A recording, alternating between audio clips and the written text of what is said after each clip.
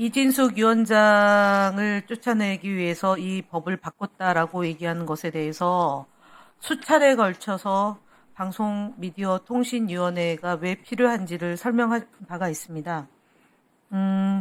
예를 들어서 김태규 부위원장이 윤석열 대통령이 임명했는데 사표를 7월 1일 날 수리가 안 됐으면 정무직 공무원 중에 한 명이 더 포함돼서 사표 수리가 되는 겁니다. 그래서 이진숙 1인을 위해서 이 법이 만들어졌다고 얘기하는 것은 언어 도단이다라는 점을 말씀을 드리고요.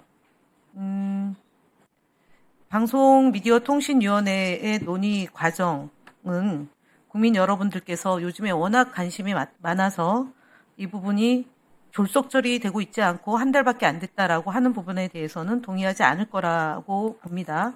최민희 위원장님이 지난 대선 기간 중에 4월 25일 날 법을 발의를 했고, 저는 대선 기간 중에 각계의 의견을 모아서 시청각 미디어 통신위원회 제정법을 제출했습니다. 그리고 토론회가 7월 24일 날 있었고 8월 19일도 있었습니다. 1차 법안 소위가 8월 27일 날 있었고 공청회가 9월 5일 날 개최된 바 있습니다. 그래서 오늘 2차 법안 소위가 진행 중에 있고 진행했고 그리고 전체 회의 오늘 개최하게 됐습니다.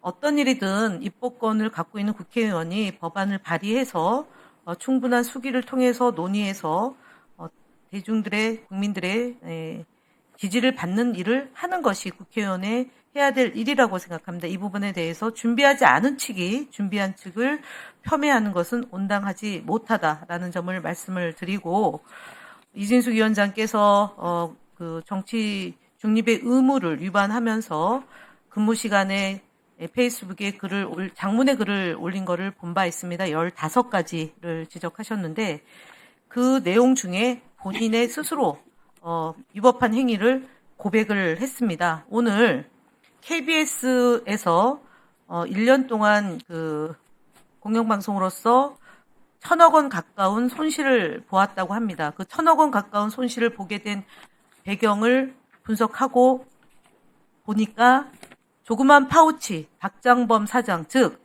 박민 사장 때보다도 더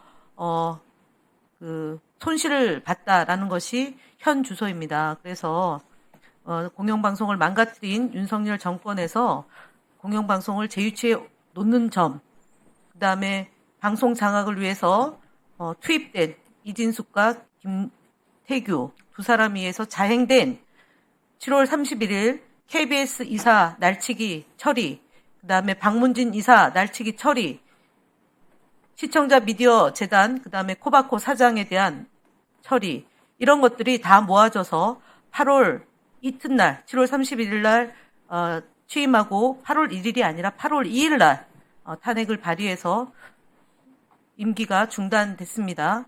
그 기간 중에도 유튜브 4차례 출연하고 그 다음에 월간 조선의 인터뷰를 통해서 특정 정당을 비방하고 특정 언론사를 비방하고 보수의 여전사로 스스로 등극했습니다. 방송통신위원장은 독립적인 위치에 있어야 되고 방송의 자유와 공적 책임을 지고 이용자의 권리 침해가 되지 않도록 노력을 기울여야 되는 대통령 소속 기관의 기관장입니다. 행정기관장입니다. 이진숙 위원장이 7월 31일, 8월 1일 날 한 행위, 그 다음에 1월 23일 날 이후에 방통위를 형해화시키고 좌지우지하고 방송사를 장악했다는 이 점 때문에라도 하루속히 이 빠른 변화를 꾀하는 방송 시장의 미디어 시장의 역할을 해야 됩니다. 최영두 간사께서 KD현 얘기를 많이 하는데요. 그거 잘 되게 하기 위해서 방통위가 정상화돼야 됩니다. 그를 위해서 방송 장악을 하고 그 다음에 방송 종사자들을 탄압하는 사람이 있어서도 안 됩니다.